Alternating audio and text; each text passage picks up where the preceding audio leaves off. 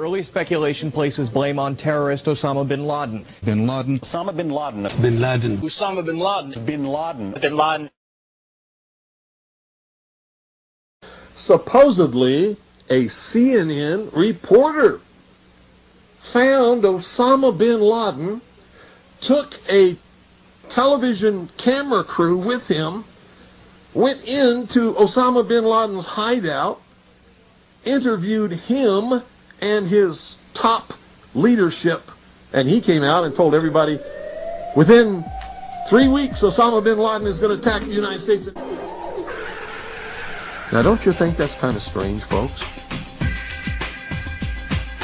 You see, because the largest intelligence apparatus in the world, with the biggest budget in the history of the world, has been looking for Osama bin Laden for years and years and years, and can't find him. Some doofus jerk-off reporter with a camera crew waltzes right into his hideout and interviews him.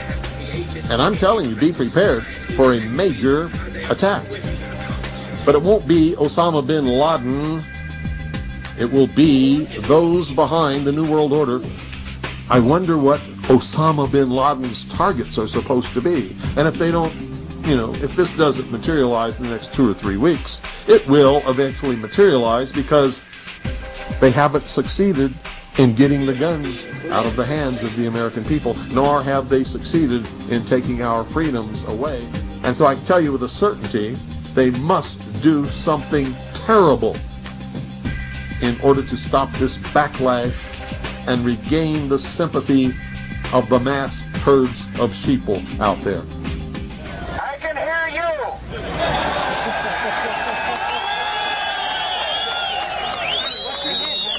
I can hear you, the rest of the world hears you, and the people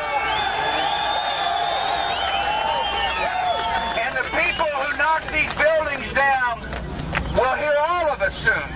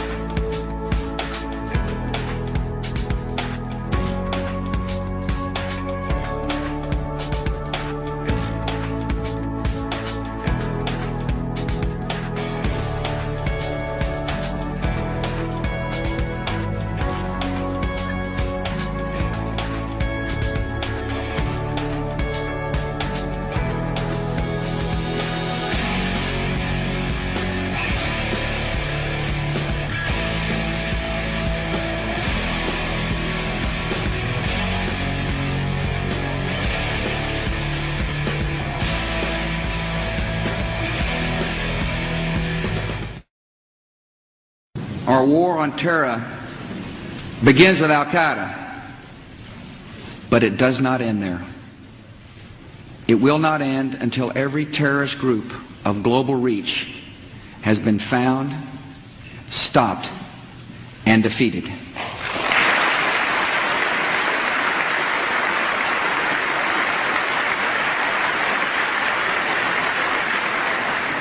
Americans are asking, why do they hate us? They hate what they see right here in this chamber, a democratically elected government. Their leaders are self-appointed.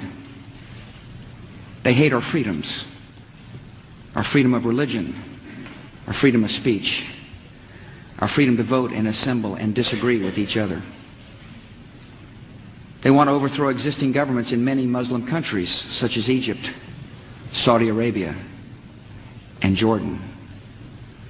They want to drive Israel out of the Middle East.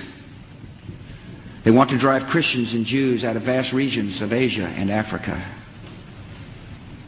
These terrorists kill not merely to end lives, but to disrupt and end a way of life. With every atrocity, they hope that America grows fearful, retreating from the world and forsaking our friends. They stand against us because we stand in their way. We're not deceived by their pretenses to piety. We have seen their kind before. They are the heirs of all the murderous ideologies of the 20th century. By sacrificing human life to serve their radical visions, by abandoning every value except the will to power, they follow in the path of fascism, Nazism, and totalitarianism. And they will follow that path all the way to where it ends, in history's unmarked grave of discarded lies. We will direct every resource at our command, every means of diplomacy, every tool of intelligence, every instrument of law enforcement, every financial influence, and every necessary weapon of war. Either you are with us or you are with the terrorists.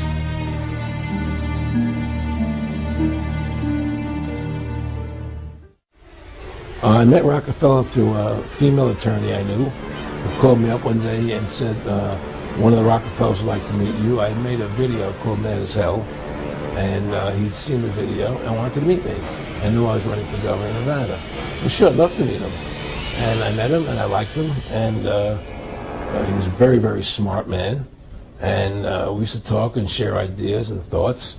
And he's the one who told me 11 months before 9/11 ever happened that there was going to be an event. Never told me what the event was going to be, but there was going to be an event, and out of that event, we were going to invade Afghanistan to run pipelines from the Caspian Sea. We were going to invade Iraq, to take over the oil fields, establish a base in the Middle East, and make it all part of the New World Order. And we'd go after Chavez in Venezuela. And sure enough, later 9/11 happened. I mean, why do you think 9/11 happened and then nothing's happened since then? Do you think that our security is so great here that these people who pulled off 9/11 who were able to can't knock down another plane? Come on, it's ridiculous. 9/11 was done by people in our own government and our own banking system to perpetuate the fear of the American people into subordinating themselves to anything the government wants them to do. That's what it's about, and to create this war, this endless war on terror. This whole war on terror is a fraud. It's a farce. Let's rewind back to Building 7. Some people will claim the combination of structural damage and fire is what brought it down. The picture that NIST likes to use conflicts with other pictures concerning the damage of Building 7. If they're going to claim structural damage along with fires was the cause, why didn't this building collapse after the Oklahoma City bombing? Its damage was a lot greater than Building 7's. A lot of people don't realize that FEMA and NIST withdrew the claim that fires and structural damage were the cause of the collapse. First they said fuel oil tanks caused it, then they retracted that theory. They then said the North Tower's debris knocked down the central support pillar, then they retracted that. They said it was structurally built incorrectly, then they retracted that. Now they're saying they don't know. The Red Cross rep was like, he goes over and he says, well, you got to stay behind this line because they're thinking about bringing the building down. They didn't say what building, they just said bringing a building down. So we're like, okay, we'll take their word for it, we'll stay behind the line. And he went over and he talked to one of the, through all the commotion, he goes over and he asked one of the Red Cross, or one of the firefighters, what was going on. I guess, I don't know if he got an answer or not. He came back over with his hand over the radio, and it sounded like a countdown.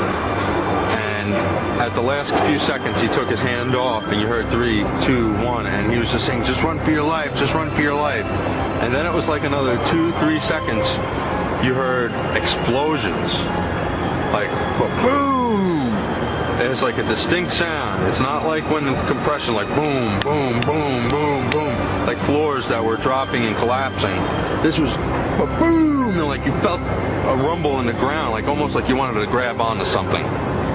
That, to me, I knew that was an explosion. There was no doubt in my mind.